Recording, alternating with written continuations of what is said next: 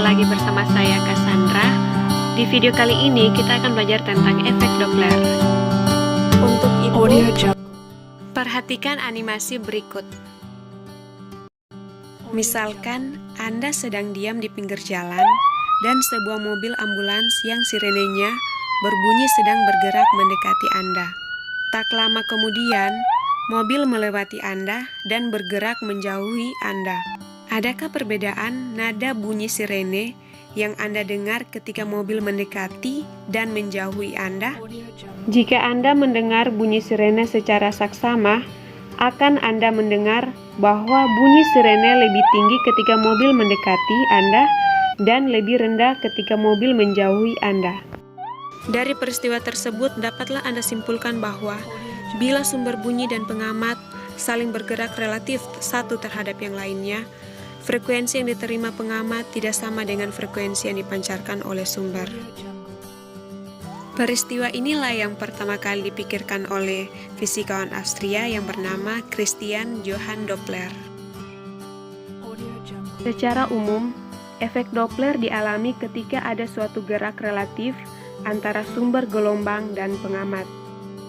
Jika cepat rambat bunyi di udara adalah V, kecepatan pendengar atau pengamat dan kecepatan sumber bunyi terhadap tanah masing-masing adalah Vp dan Vs. Frekuensi yang dipancarkan sumber bunyi adalah Fs, maka frekuensi yang didengar oleh pendengar atau pengamat adalah sebagai berikut. Fp sama dengan V plus minus Vp per V plus minus Vs dikali Fs. Yang menjadi pertanyaan di sini, kapankah kecepatan pendengar dan kecepatan sumber menunjukkan positif atau negatif? Untuk lebih mengerti, perhatikan ilustrasi berikut. Arah kecepatan pendengar dan kecepatan sumber menunjukkan positif dan negatif. Bisa kita lihat contoh sebagai berikut. Misalkan Vp itu cowok dan Vs itu adalah cewek. Lalu Vp misalnya cowok, apabila dia mendekati cewek, maka itu positif, maka Vp positif. Namun apabila cowok itu menjauhi cewek, itu menunjukkan negatif, sehingga Vp negatif. Ya, sekarang kita perhatikan kecepatan sumber. Misalkan cewek. Apabila Vs atau cewek tadi sering mendekati cowok, itu tidak bagus sehingga Vs-nya negatif. Namun saat Vs atau cewek menjauhi cowok, berarti dia menunjukkan dia mempunyai harga diri. Itu positif, sehingga Vs menjauhi berarti positif. Ya, dari ilustrasi tadi dapat disimpulkan bahwa kecepatan arah rambat bunyi selalu positif, sedangkan kecepatan pendengar positif saat dia mendekati sumber dan negatif saat menjauhi sumber. Sedangkan kecepatan sumber positif saat menjauhi pendengar dan negatif saat mendekati pendengar. Untuk efek Doppler diperoleh dengan mengabaikan kecepatan angin, sehingga VA sama dengan 0. Jika kecepatan angin cukup berarti sehingga tak dapat diabaikan, maka kecepatan angin harus dimasukkan ke dalam persamaan efek Doppler. Efek Doppler dengan memasukkan pengaruh angin adalah sebagai berikut.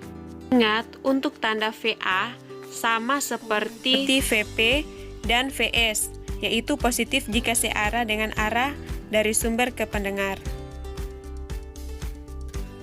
Contoh soal. Sebuah kereta api bergerak melewati stasiun Padalarang dengan kecepatan 20 meter per sekon, sambil membunyikan sirene dengan frekuensi 2000 Hz. Jika cepat rambat bunyi di udara 340 meter per sekon, berapakah frekuensi bunyi yang didengar oleh pengamat yang diam di stasiun ketika kereta itu A. Mendekati stasiun, B. Menjauhi stasiun.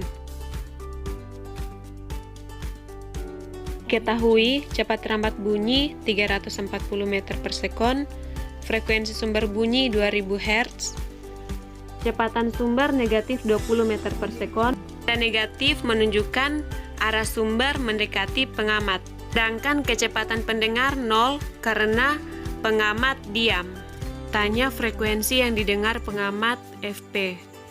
Kita masukkan ke rumus, sehingga 340 kurang 0 per 340 kurang 20 dikali dengan 2000. Didapatkan 340 per 320 kali 2000. Maka hasilnya adalah 2125 Hz.